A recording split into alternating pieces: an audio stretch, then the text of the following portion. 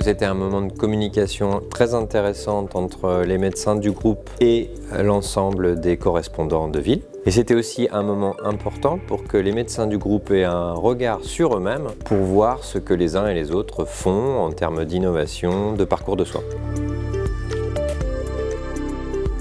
L'objectif, c'était de venir à la rencontre des praticiens du groupe, puisqu'on est basé sur plusieurs cliniques, ça nous permet de travailler entre nous, et de pouvoir aussi solliciter les médecins généralistes pour leur montrer comment ils peuvent nous aider à collaborer dans l'identification des patients à nous adresser dans le cadre d'une prise en charge multidisciplinaire pour des pathologies oculaires en ce qui nous concerne, mais on l'a vu avec d'autres praticiens. Pouvoir filiariser un petit peu les réseaux de soins, pouvoir leur mettre à disposition des outils de téléconsultation, de téléexpertise, pour pouvoir améliorer la prise en charge de ces patients qui sont souvent polypathologiques, notamment dans le cadre de diabète, hypertension artérielle, qui sont des pathologies du vieillissement que l'on rencontre de plus en plus au quotidien. Plus le réseau est étoffé, plus il est facile pour un patient d'avoir un professionnel de santé face à lui, d'aller vers celui qui aura le plus de spécialisation ou d'expertise la plus adaptée possible.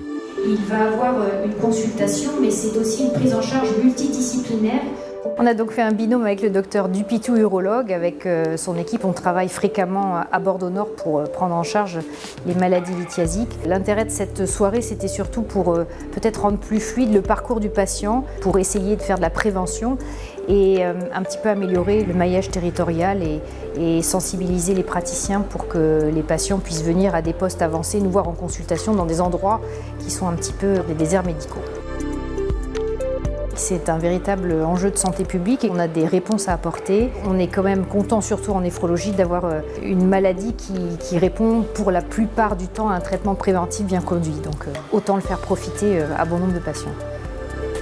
L'ARS s'est dit qu'on avait certainement les compétences et les moyens d'aller vers ces patients qui ne venaient pas vers nous. Il y a vraiment des enjeux de défis de santé en phase avec l'évolution de la société. Il y a moins de médecins, on le sait, il y a des déserts médicaux. Aujourd'hui, quand on a une offre de soins plurielle et qu'on se sent investi dans cette offre de soins en tant qu'acteur prépondérant sur un territoire, il est important au sein de nos établissements de réfléchir sur notre offre de soins. Est-elle efficiente? A-t-on organisé cette pluralité d'offres? A-t-on optimisé nos filières de soins? Quel est notre niveau de transversalité? Quel est notre niveau de complémentarité? Et puis de réfléchir ensemble, c'est aussi un moyen de rencontrer nos collaborateurs, mais rencontrer nos correspondants pour discuter avec eux s'ils sont satisfaits de notre offre de soins, quelles solutions ils pourraient apporter aussi. En ça, cette soirée est capitale et elle est marquante parce qu'elle fait date aussi et que j'espère qu'on se reverra pour voir un peu le travail accompli et le chemin parcouru. Oui.